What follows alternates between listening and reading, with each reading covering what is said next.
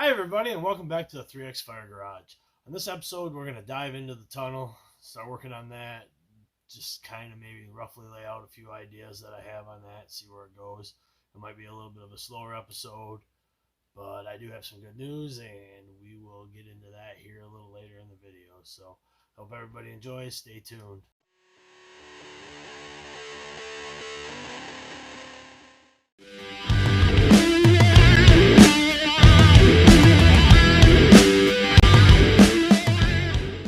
I'd just like to take a second before we get this episode started and thank Arctiva once again. They stepped up this year in a big way. I was having some issues with my helmet from last season, and they were kind enough to send me a new one for this season. Pretty excited about it. I'm excited to support Arctiva and have their support this season. They've been great to me since I've gotten on board with them. Just awesome equipment. I've always been on Arctic wear. I don't wear or whatever you want to call it. I've always wore Arctic wear gear, and it's been great. But Arctiva stuff is top notch. It's been awesome. It fits great. It's been great so far. I just can't say enough good things about Arctiva, and I just wanted to give them a quick shout out, saying thanks for the helmet, thanks for the gear, and thanks for the continued support. I look forward to working with you in the new season. So, like I said at the beginning, this episode I'm going to start working on the tunnel a little bit. Not quite sure what direction I plan on going right now. I know I keep saying that a lot, and I think that's going to be a common theme in this build. But Van Amberg did finally, I believe that's how it's pronounced, did finally get back with me, and they're looking into seeing if they still have a set of templates for this chassis or ZR chassis 99 plus or 98 plus to see if they have the templates to lay on, and all I'd have to do is mark out and drill using their templates, and I can use a stock chain case. It'd be a drop and a roll, and I imagine the jack shaft will be through the tunnel, but with having the templates, it makes life a whole lot easier. Just lay them on and go to town drilling, and everything lines up. There's no math involved. It's great. So I can get the templates. I think I'm going to go that route. Like I said, I'm still waiting to hear back if they still even have them or anything like that.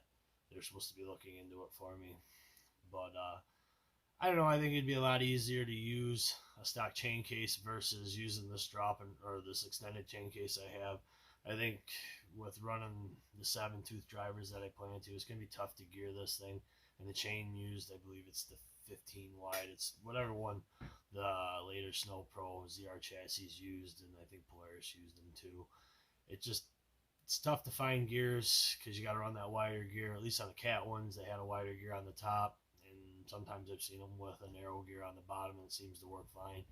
But there's just not a lot of wide top gears right now, or that I can find. So I think if I can get the Van Amberg templates, I'll use a stock chain case. And honestly, I got a bunch of those laying around, so it'll be a pretty cheap deal. As far as the other chain case, I don't know. We'll find out a use for it later, maybe, or I'll end up using it if Van Amberg can't come through with that. But that's just one of the ideas I have going right now. As far as the tunnel situation, I was going to buy a set of running boards on eBay. I was just a little slow on the draw, and I think they would have worked well on this project. But in the same sense, I kind of said I didn't really want to spend a ton of money on this sled. I can go to a steel place around the corner from my house. They sell DOM tubing really cheap down there, especially when you buy short pieces. So I think I'm just going to build a set of tube running boards for this sled.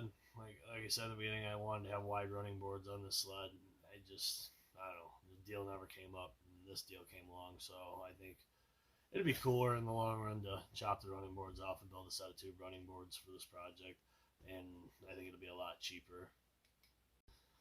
I know in the beginning I said this episode is going to be a little bit slower than some previous episodes, and basically I'm just waiting around for everybody to get their stuff shipped. I know the post office is slow.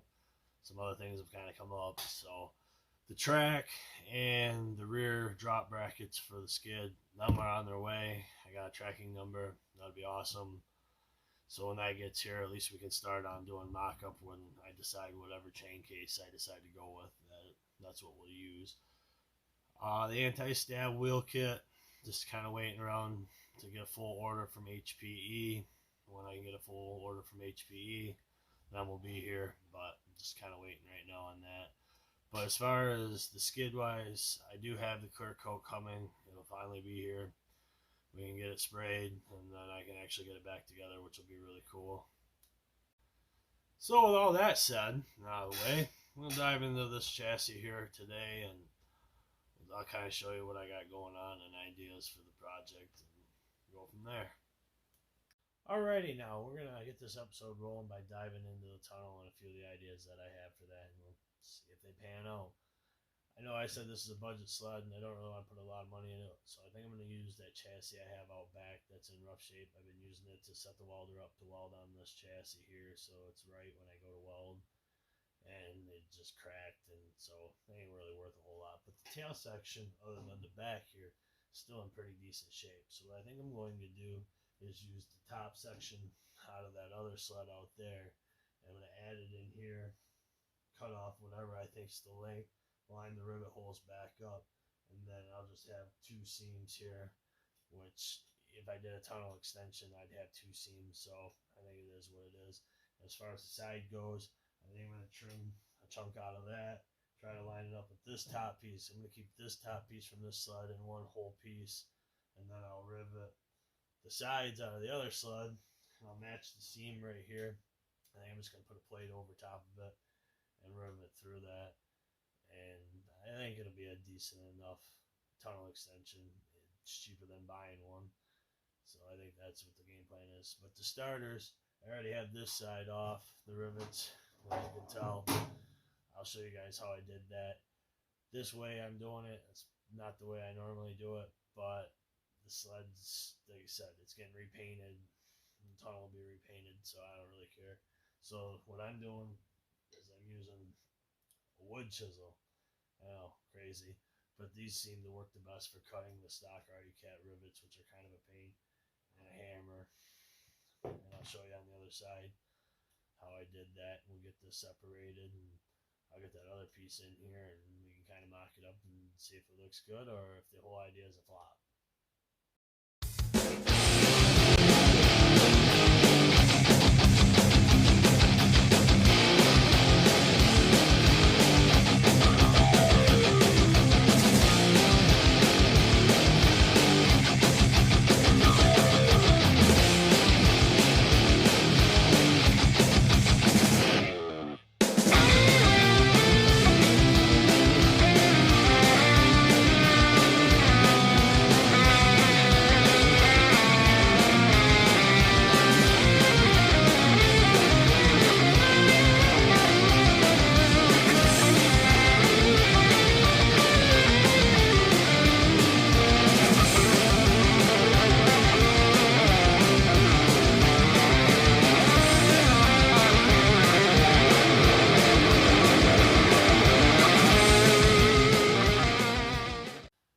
Yeah, some of those were a little more stubborn than I'd like. Usually if you got a good sharp chisel, you can shear the heads right off of them in one or two strikes. Yeah, it'll scuff up the tunnel. Like I said, I plan on painting this one. If I wasn't going to paint it and leave it bare, I would have probably drilled or center punched them and drilled the heads out and did it that way. But like I said, painting it doesn't really matter, just get them cut off, and it comes apart pretty easily. Like I was saying, I think I'm going to use a piece out of that other tunnel and just bring this back, line up a few holes like so, and then just put a piece in here out of the other tunnel. Maybe notch this so I can lay it over the other tunnel, and then use the back pieces out of that other one. I think that'll work out pretty decent as far as the tunnel extension goes. Alrighty, now that I have all the pieces cut out and laid out, I can show you what I got going on, and I think this is going to work pretty well. For the price of what I got into it, you can find a smash sled pretty cheap anywhere. Steal the back half off. I think the one out there that I cut up, I paid $15 to a buddy that was already stripped out. So this is a little more time consuming, but it's pretty cheap as far as like $150 to buy a tunnel extension. You're going to have a seam no matter what you do, so I think this is going to work out pretty swell. What I did was I cut a piece out of that other tunnel there. It's basically the top piece, same as this guy here. I just section the front half of it off so all the holes will line up,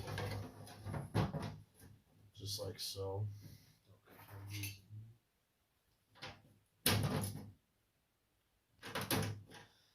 And then the back piece I have trimmed up so that'll fit right into all the old stock holes as well.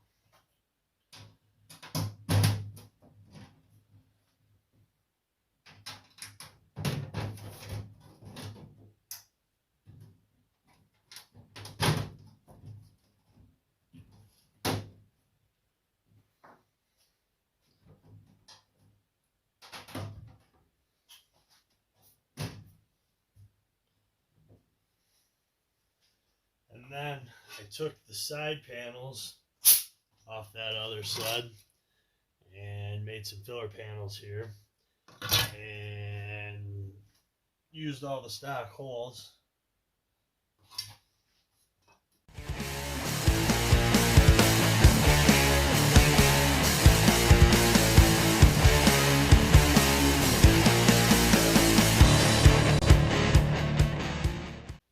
And basically there you have it. This is what I kind of came up with for a tunnel extension. Like I said, I don't think it's going to be all that bad. I did the measurements from where I roughly think the chain case is going to put the rear suspension, and I'm hoping to be a little bit shorter. I don't want to have a whole lot of tunnel hanging out of the back of this. I'm hoping to do one of the bobbed tunnels or shortened tunnels, whatever you want to call them, and see how that works out on this build.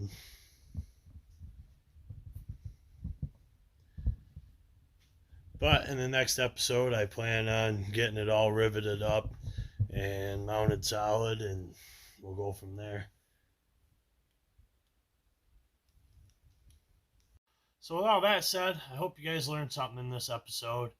Just trying to think a little bit outside the box and trying to do it on a budget.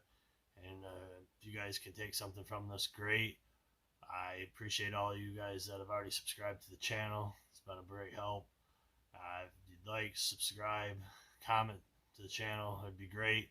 Give me a little more motivation to continue with these projects like this, because I've been doing this for a long time and I like building them, and I figured maybe I'd share them with you guys and see what you guys think.